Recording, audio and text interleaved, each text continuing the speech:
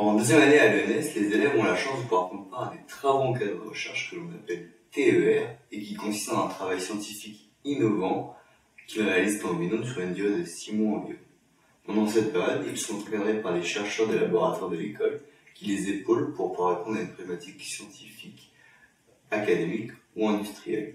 En effet, il n'est pas rare que de grands groupes sollicitent les laboratoires de l'école pour répondre à des problématiques scientifiques et ils les épaulent ensuite avec des moyens financiers ou matériels. Cela permet de renforcer les liens forts qui unissent le monde académique d'une part, donc le laboratoire de l'école, avec le monde industriel, donc constitué de grands groupes tels que le CA ou Safran par exemple.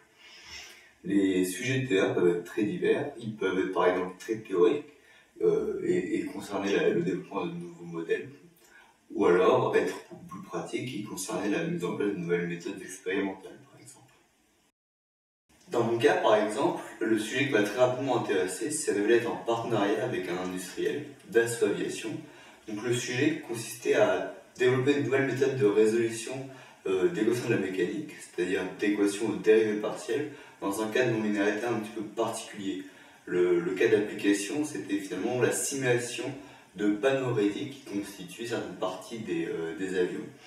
C'était vraiment très intéressant et passionnant de se rendre compte que finalement certaines problématiques très concrètes des industriels relevaient encore du domaine de la recherche.